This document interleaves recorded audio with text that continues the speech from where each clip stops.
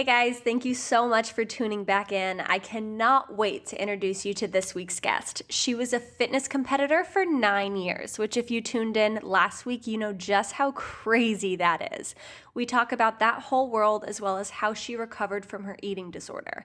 Shortly after, she decided to dabble in reality TV and now has a podcast called The Diet Dropout. She has some incredible insight into the health and wellness industry and really great advice for all you women listening. So without further ado, let's dive in.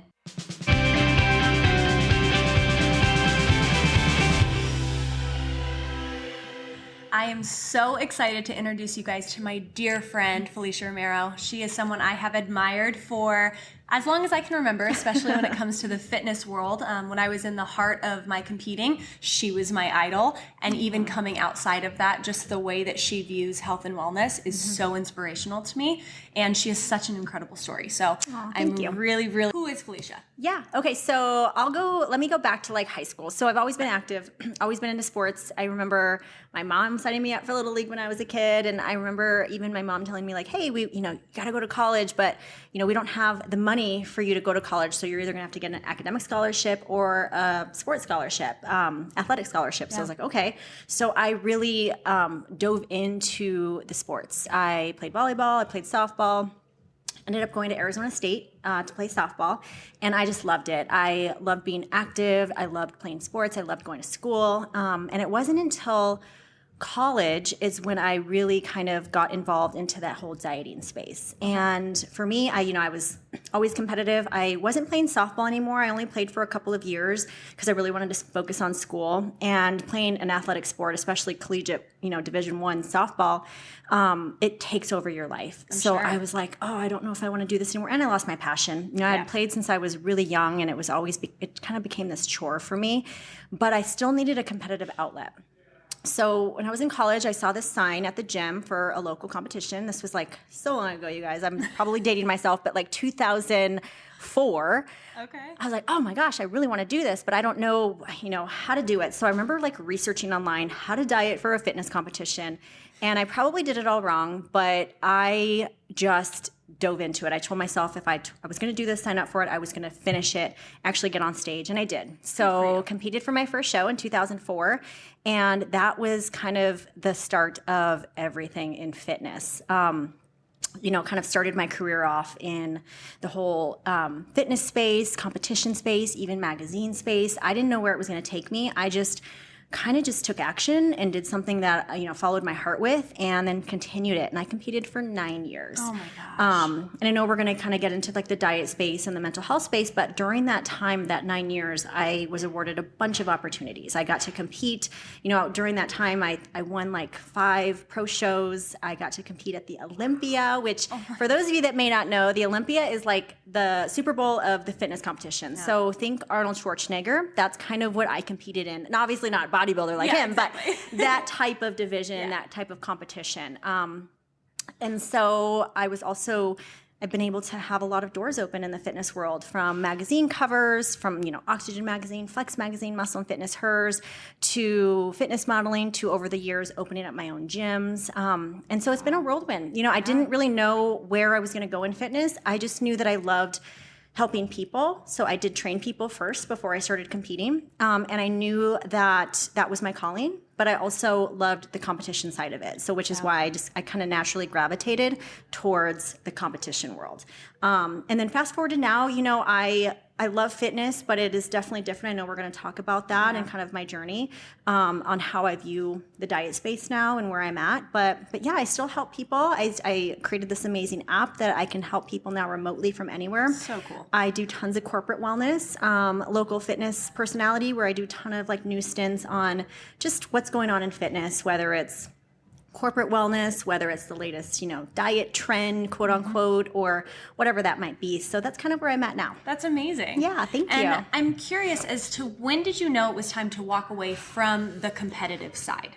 Ooh, well, my health. Yeah. Gosh, my health forced me to stop. I was that person that I would have kept going. Like, I remember being, in my early 20s when I first started this, and I had no idea where it was going to take me, but I was also so green to the quote unquote diet space. Yeah. Like, I never dieted. I didn't grow up dieting. I come from a Mexican background. Like, My mom, she cooked dinner every night. We didn't surround ourselves around food, but we also didn't limit ourselves. Yeah. My mom wasn't like, you can't eat this, there's too many calories in this. I don't even remember my mom talking about her body in a negative way. She was always Which is so important. Yeah, she was always very self-confident. Wow.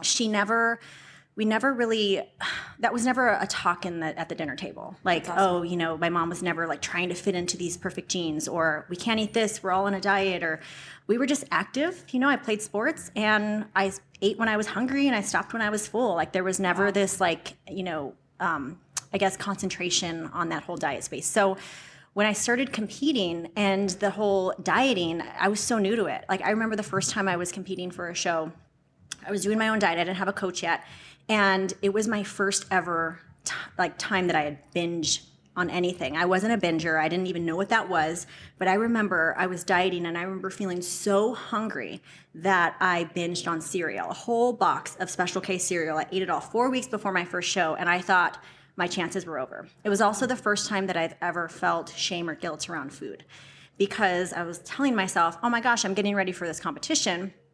I can't eat this. I have to eat this. This food's good. This is bad. Like everything was black, white, good, wrong, or good, bad, right, wrong. And I was all in or I was either all out. And for me, there was no middle ground. So that was my life for 9 years. Wow. So being that extreme, and then obviously, I kept getting better and competing at a higher level. I turned pro at my first national show. Wow. So for those that may not know, there's the local competitions, the NPC competitions, which is a type of federation or division in that whole world. And I did well. I got first place at a local competition. So naturally you go on to do nationals, kind of like in your pageantry. You do the local stage, then you go to the national stage. So that's what I did. And I turned pro at my first national show. And that is such a whirlwind. And then at that place, you just kind of naturally put pressure on yourself to look better, to want to do better.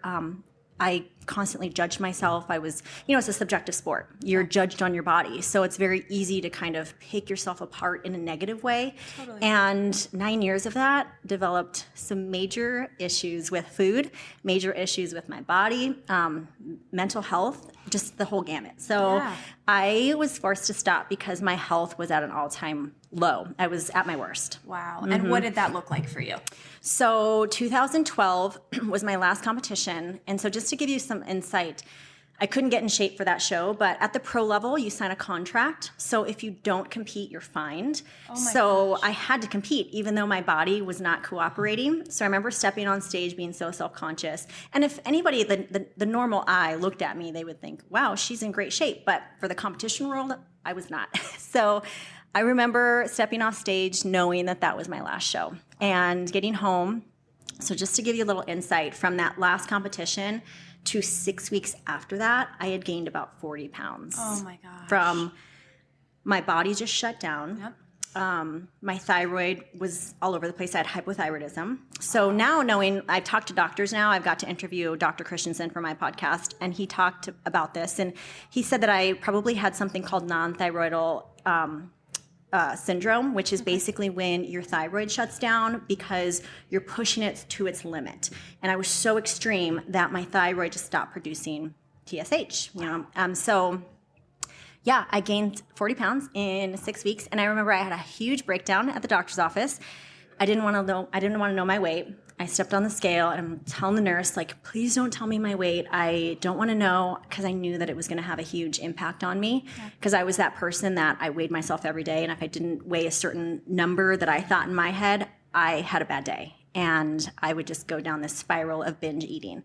So I happened to glance at the number. She was writing it down, and I literally had a breakdown. I had a panic attack. The nurses were trying to calm me down. I had gone from like 117 pounds, 118 pounds to almost 160 pounds, literally in 6 weeks. In 6 weeks.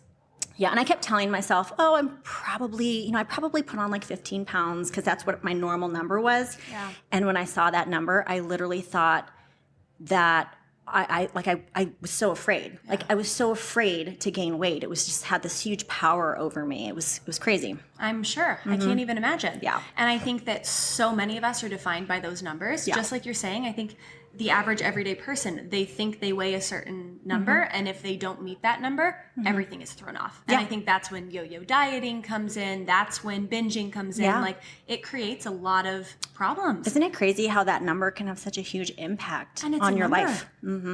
And that's the craziest thing to me. But I think that a reoccurring theme that I keep seeing is you label yourself as a competitor or as a cover model. And outside of that, who are you? And I'm sure that that's kind of where you were at that time. I define myself by the stage. Like, if I wasn't Felicia the competitor, like, who was I? If I wasn't constantly getting ready for a show, who was I? I even at one point signed up for more shows in order to get in shape, because I felt like that was the only way that I could get in shape. So I was like, oh wow, I have to have a goal, because if I don't, I'm going to just be erratic with my eating and I'm going to gain all this weight. So I like had to keep doing shows in order to quote unquote stay in shape. And it's such a horrible way to live. Horrible. Like, I was miserable, and people from the outside would look, oh wow, you've been on the cover of this magazine, or you're doing this, and inside I was just miserable. And I just kept chasing that perfect body or that perfect look when it was never really there and never really attainable. I just kept wanting more. It's kind of like the whole, well, when I, have this much money, I'll be happy. Or when I have the perfect life and the perfect husband and house, I'll be happy. No. And it was a rude awakening. Like, if I wasn't happy where I was now, I was never going to be happy. Totally. And I lived that for quite a while. Which is huge, because thinking back all these years ago, do you think you were genuinely happy when you were competing? That's crazy. I think there were definitely moments where I was happy. But I think overall I put so much pressure on myself that I look back and I did not enjoy the experience, and I didn't enjoy the process. Like, I got to compete on the Olympia stage. And for me at that time, that was such a huge goal of mine, and I never enjoyed it. I would compete, step on stage, what's next? And I look back, I'm like, man, I wish I enjoyed it more. I wish I didn't put so much pressure on myself. I caused my own heartache. I caused a lot of my own anxiety. And I didn't have fun towards the end, but I definitely did have moments where it was fun. The people that I would meet, the women that I would meet, being on stage is fun. But overall, I think it was a really tough time in my life. And I also had a ton of personal problems as well in relationships and partnerships that I wasn't good. Yeah, I wasn't good, and I used the competition world as kind of a distraction to that as well. It's an escape. It really is. So take me back to that doctor appointment when you have this breakdown. Where do you go from there? Oh wow, that is a tough one, because it is tough to, when you've been doing that for so long, kind of following a diet and subjecting yourself to a physical look, to kind of break free from that. And I remember it took me a while. So that was 2012. It wasn't until 2013. So I would say I probably spent another 8 months to a year chasing that like extreme lifestyle, because I didn't know how to change. I didn't know how to change. In my head, the only way that I could lose weight was to eat really low carb and to work out a ton. And I remember having horrible anxiety, horrible depression. And I woke up one morning and I remember I just want to wake up without anxiety and depression and just this feeling of dread in the day. And that's when I vowed to myself that, you know what, I don't care what I look like. I don't care if I ever have this perfect body or whatever I think a perfect body is. I need to get better. And that's when I sought out a counselor. Good. And it took me a year to get there. And when I sought out that counselor, she helped me with the issues that I had around food. So we tackled that first. Then we got a little deeper. That's huge, yeah. So there's layers. Yeah, there's Always layers. layers. And so it was so much more than the food. There was obviously deep-rooted issues in there from childhood and things like that we had to really dissect. And again, changing my environment. I talked about this so much. I feel like when people go through trauma, sometimes, it forces you to really make the changes in life. For me, those changes were I had to get out of that industry of the constant comparison. So I had to stop competing. Yeah. So that was huge. So I had to let go of that whole image of who that was, that Felicia. Ended a relationship. I was in a really verbally abusive relationship, and I needed to get out of that environment. I sold my partnership to a gym that I owned at the time. Again, it was a very negative, toxic situation. And I think sometimes when you go through something so traumatic, you have to make the change, And I don't know if you ever see, you see some women who sometimes, or men, go through a divorce or maybe a family death. Like, they all of a sudden like start traveling, or they move cities, or they want to move, homes, or something really, Big change. Big change needs to happen.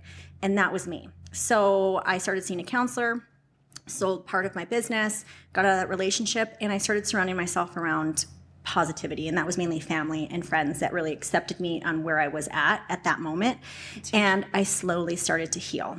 It took time, but it did, it does take time, because I spent that long competing and beating myself up over my body. So yeah. And that's what I think is so incredible about you, because even if I look at you now, you are stunning as you've always been, and you have such a strong voice when it comes to health and wellness, that we don't know that it took that long to get where you are right now, because the external didn't really change. It was all internal. Yeah. Well, I didn't start feeling normal. I would say, quote unquote, normal, like with my body, with my health. I was still on thyroid medication. I slowly actually came off thyroid medication over the years. Again, I wouldn't suggest that. It was a doctor, we talked with a doctor, but I didn't have hypothyroidism prior to that. It was because of the dieting and the extreme lifestyle. So it took me, I would say, about 2 years to completely heal. And not just heal physically, but also mentally, to actually feel, quote unquote, good, like normal. Like I would wake up feeling good about my day and good about who I was and where I was. And it took a couple years. Yeah. I'm sure. It's a process. And you really have to want to work to get better. You do. That's the thing, is I think there's good days and bad days, and I'm sure you still have those. Yes. But overall, you do the work every day. Yeah, absolutely. And that's the biggest part. Absolutely. And so, Felicia, now, what would you tell yourself years ago and give her that encouragement that she needs to be able to have the life that you currently have? Yeah, absolutely. I would tell the past Felicia that is absolutely okay to say no. I was that yes person. I was a people pleaser. I wanted to make everyone else happy. And again, going back to the dieting space, like if my coach told me to eat dirt, I would have eaten dirt to get lean, to be lean, and not really knowing what the physical implications would be. I would just do it, And so I would tell that Felicia, like, it's absolutely okay to say no and to follow your heart and whatever that highest purpose might be, and to also just have fun. Yeah. Like, I put so much pressure on myself to look a certain way, to be a certain way, to be this perfect person. I'll take you back to a time when I was a really, really bad binge eater. And I had that cycle for many years where I would extreme diet and then binge, extreme diet and then binge. Yeah. I would go to family functions or go to social functions, whatever that might be. I would be perfect. Like, people would actually congratulate me on, like, wow, Felicia, you have so much willpower. Like, you just eat so good. I wish I had your willpower. Then I'd go home and I would binge eat. Yeah. But no one knew that, because I would put on this facade that I was like perfect, even though inside, like, all I wanted to do was eat. And my whole world surrounded food, but I was really just filling a void. Yeah. Filling a void of like codependency, or not being good enough, or afraid of success, afraid of being too good, or whatever it might be. And so I just put on that facade of that perfect life, even though behind the scenes it wasn't so perfect. So yeah, I think a lot of us do that, to be honest. What is your relationship with food like now? Oh, wow. So I have a podcast called The Diet Dropout, so you can kind of see what that means. I do not diet anymore. I do not look at food as good or bad, right or wrong. I trust myself. I follow my heart, follow my intuition on what I need and what I don't need. I like to fuel myself with healthy food. I mean, I don't want to be unhealthy and I don't want to feel unproductive, but I don't feel the guilt or shame anymore. And I think that's huge. It's really honoring yourself and honoring where you're at. And it's such a great feeling to be able to enjoy like a family function and eat whatever you'd like and not feel any which way about it. Yeah. Not feel shame or guilt, or feel like, oh, now I got to go to the gym and punish myself because I ate this piece of cake or I had some pizza. So my relationship with food is so much better. There's no black, white, no good, bad, no extreme, all in, all out. I've been able to really find that middle ground. And you know what? I give my body what it craves. Like, if I'm craving some chocolate, I'll have some chocolate. I no longer binge. Which is so amazing, because I feel like that really took over my life. I would cancel clients, or I would cancel plans in order to go home to binge eat. So it was this really hard relationship with food and vicious cycle for a couple of years. So it's so much better now.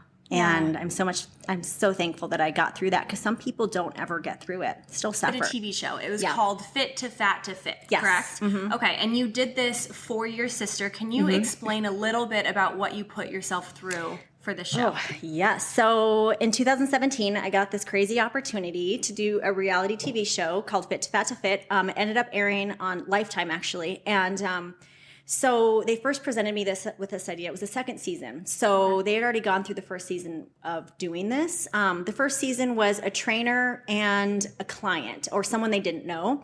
And they felt like that didn't work as well. So they decided to do the second season with a trainer and someone the trainer was closely related to or close with. Yeah. And they picked my sister. Wow. So my sister at the time was about 100 pounds overweight. In college, she was in the 130s, 140s.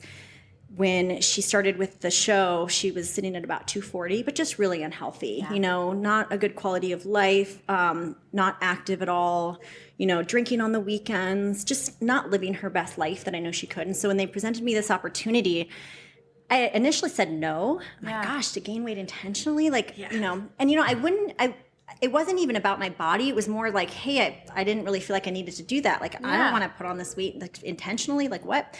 But they're like, hey, we want it to be a family member, and we want it to be your sister. And I'm like, what? Wow. Okay. And so at that point, I was like, you know what?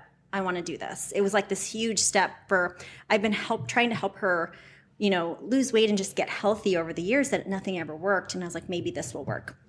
So we did it. It was 8 months of filming. It was an 8-month contract.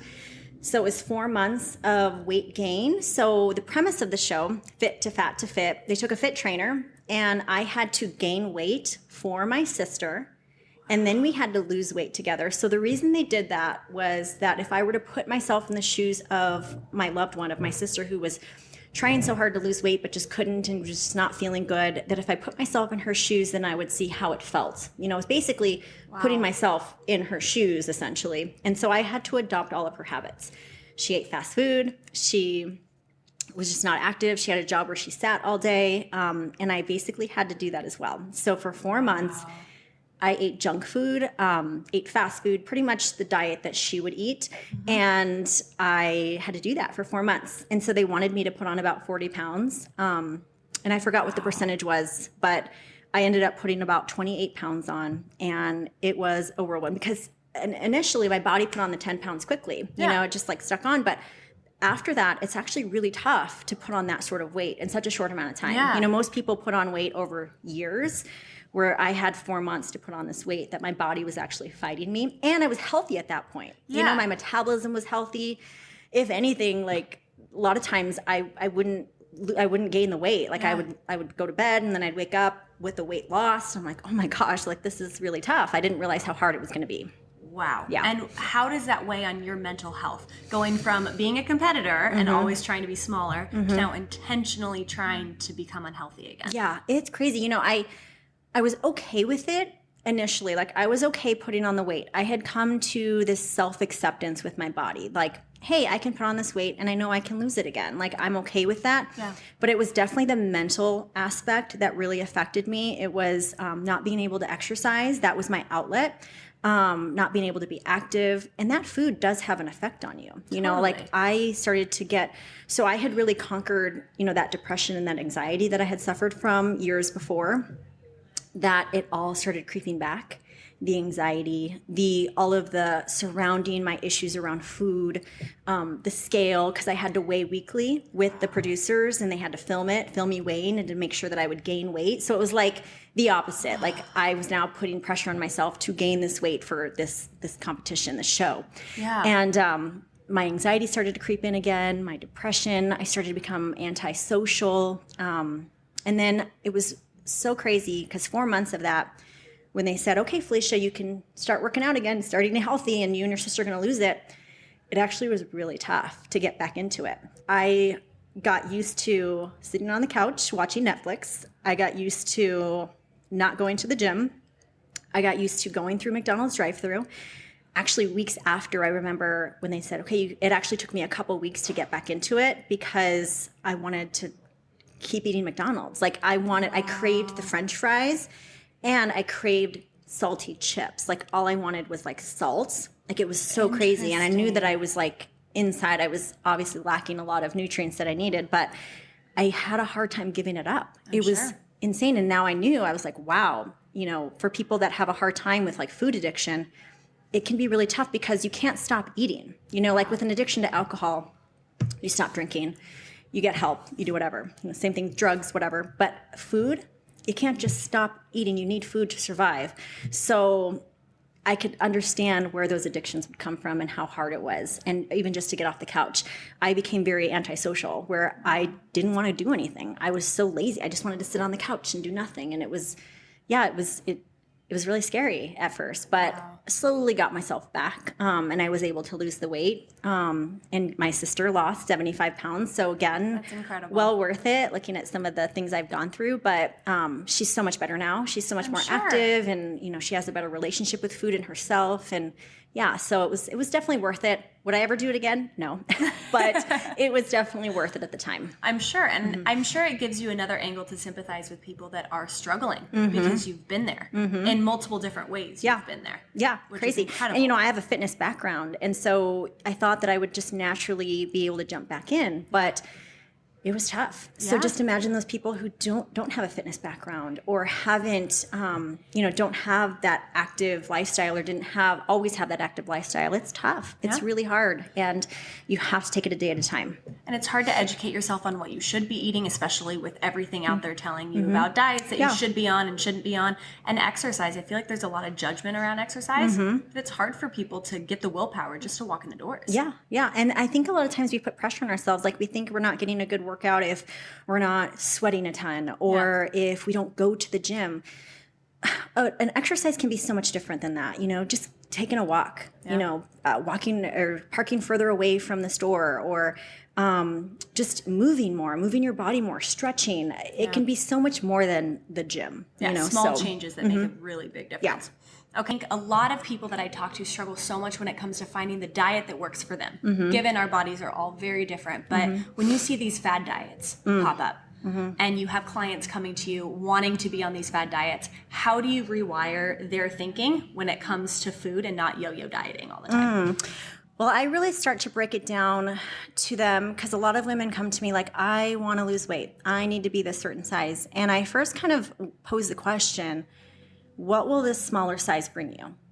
Like question. Like really think about it. Think really hard. What is it being this size or this weight going to bring you? Like, what is your ultimate goal? If their ultimate goal is more about the why, like, hey, I want to be healthy for my kids, then we're able to kind of move forward. But a lot of times we got to identify that because a lot of people don't know why. They just want to do it because, I saw on Instagram, this girl looks amazing. I want to look like her. Or their why isn't deep rooted. It's something that's superficial or something that is a comparison, or they saw their friend on the keto diet or whatever diet. I don't want to pick on the keto diet, but whatever it might be. And, she lost weight doing this. I should do this. Well, no, that doesn't mean it's for you. You know what I mean? So it's really asking yourself the question, why do I want this? Why do I need to be this way? Why do I need to be this size or this scale on the number or this number on the scale? So I first ask those questions, and then we come up with a sustainable plan because it has to be sustainable. Yeah. I'll just talk about the keto, for instance. I can be a very great meal plan for a lot of people, people with Alzheimer's or people that maybe have insulin resistance or things like that. Maybe there's some medical things that are happening. But if you're the kind of person that loves carbs, that loves fruit, that can never see their life without bananas and apples and strawberries, then it might not be for you. Yeah. You know what I mean? You have to ask yourself that question. I feel like a lot of people lose sight of what they really like and enjoy. And they do it because that person's doing it, or they see it as a fad or a trend or whatever it might be. And it's never really asking yourself if that's, what you want or what you like or what you'll enjoy. So I think it's just asking yourself those important questions. That's huge. Yeah. And I don't think we do that. Nope. And we don't listen to ourselves. No. We don't. We listen to the outside noise. We scroll on social media.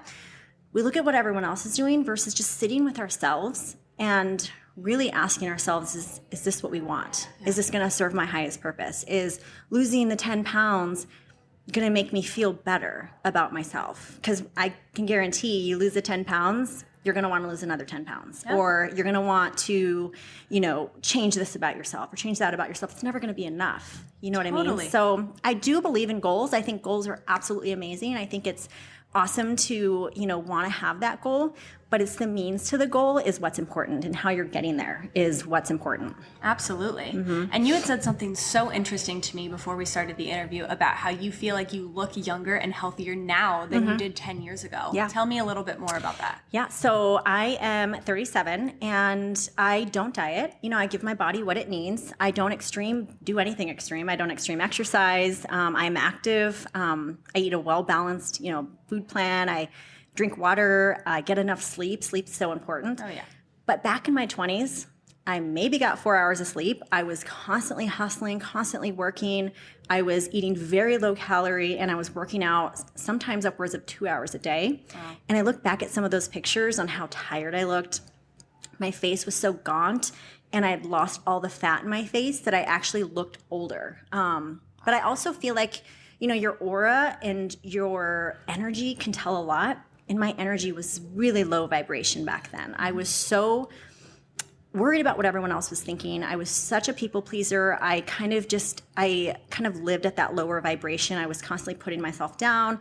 I was always, I need to be better. I need to lose this. I need to do that. And now living in this higher vibration of giving myself what I need, being mindful, being good to myself, living a life that's less stressful, getting more sleep, speaking better to myself, can change your energy and change your aura. And that's where I feel like I not only look better, but I feel better than I ever did in my 20s. That's amazing. Yeah. And that's the best anti-aging tip ever. Absolutely. It's just drop the diet. Drop the diet, get more sleep, Yeah. limit stress. Stress will have such a huge implications on your overall health. Yeah. And now just living a less stressful life. Like I was telling you earlier, I, sold my businesses, which was causing a lot of stress. I don't put so much pressure on myself. I learned to say no when I really want to say no. It's like sometimes, I used to be that person that said maybe or yes when I really wanted to say no, and I no longer do that. Good. So you have to do the things that serve you. And so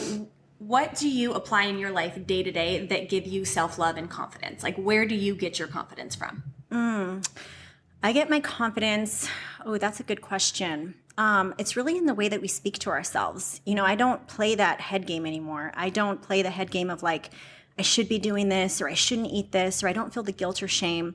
It really just comes from the way we talk to ourselves and the way we truly look at ourselves. I am at a place in my life now where I not only say that I'm happy, but I am happy. I think there's a difference. I think we can tell ourselves, oh, we're in a good place, but we don't actually feel it, and to be in that place of just self-assurance is such a great place to be. And I think for me too, giving value to people, and that comes from what I put out in the world, my podcast, being open, honest, transparent, vulnerable, it really, it feeds me, it really livens my soul. And I really feel like that also helps me as well. Just really putting out goodness into the world really helps me.